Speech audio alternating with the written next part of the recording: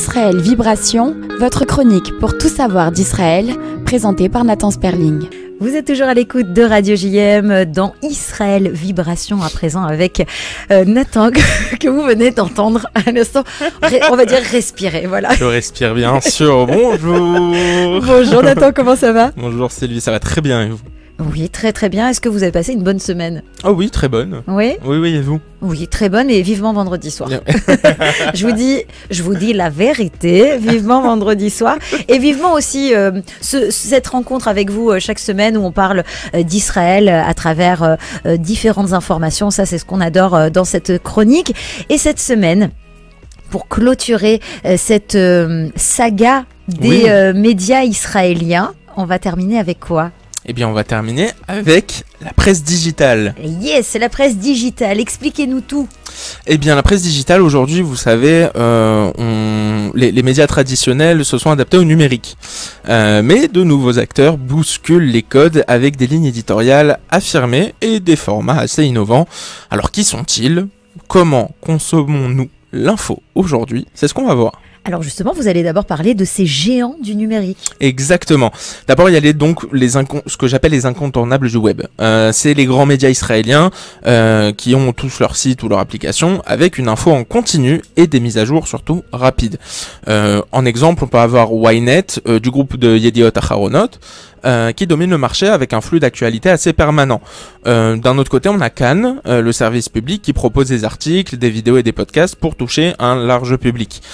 On a encore aussi Israël Hayom, qui est le quotidien gratuit, mais qui reste un acteur majeur avec une ligne éditoriale marquée à droite.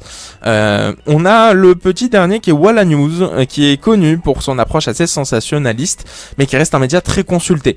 Mais ces mastodontes doivent aujourd'hui composer avec une nouvelle vague de médias numériques qui misent sur l'indépendance et l'engagement. Alors justement, quels sont ces médias indépendants et engagés? Eh bien, ces nouveaux médias proposent un journalisme souvent plus engagé, donc avec des enquêtes de fond et des analyses poussées.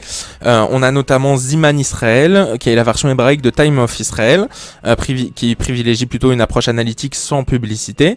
Il y a aussi Shakouf, qui est un média d'investigation qui est financé par ses lecteurs, un peu comme Mediapart, et qui propose des enquêtes approfondies sur la politique et l'économie. Davka, c'est un média qui est entre info et opinion, mais ça offre surtout un regard souvent critique sur le gouvernement. Et le petit dernier dont j'aimerais vous parler, c'est Amakom. C'est un site qui est engagé sur les questions surtout sociales et politiques, avec une approche beaucoup plus militante. Et c'est tous ces médias qui tracent leur propre route et souvent à contre-courant des grands groupes d'ailleurs établis.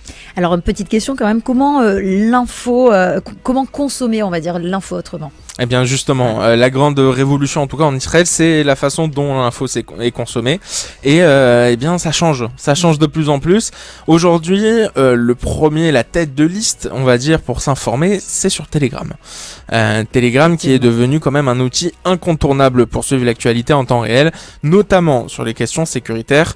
Je vous donne quelques groupes, c'est Hadashot Me'ashetach, Ayamin Alo Mitnatzel ou FS4. Donc Hadashot Me'ashetach, c'est les infos du terrain, c'est ça que ça veut dire. Ayamin Alo Mitnatzel, ça veut dire c'est la droite qui n'abandonne pas.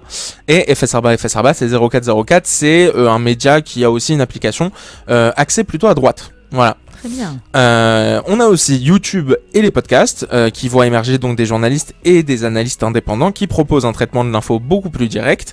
On a aussi les groupes WhatsApp ou les pages Instagram notamment qui sont utilisées pour partager et commenter les infos de manière assez instantanée. Alors en page Instagram on peut avoir Stam Media qui a ouvert très très récemment.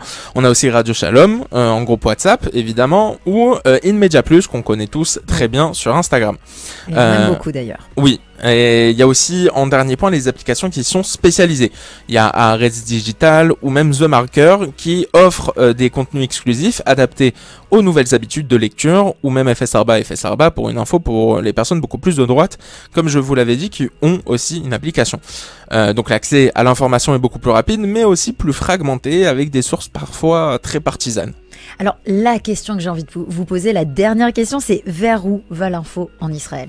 Eh bien, justement, les médias traditionnels s'adaptent, mais doivent quand même faire face à une concurrence toujours plus forte des médias indépendants et surtout des nouvelles plateformes numériques. L'instantanéité prend le dessus, au risque parfois de voir l'information devenir plus émotionnelle que factuelle.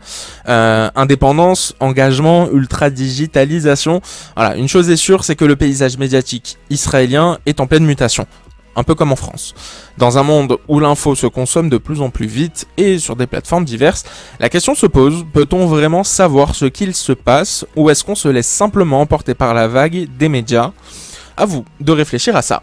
Eh bien, en tout cas, vous nous avez apporté cette petite réflexion et merci pour toutes ces informations que vous nous fournissez sur Israël. On se retrouve la semaine prochaine. Oui, même heure, bien sûr. Même endroit. Merci Nathan Sperling. Merci à vous. Allez, la musique se poursuit tout de suite sur Radio JM.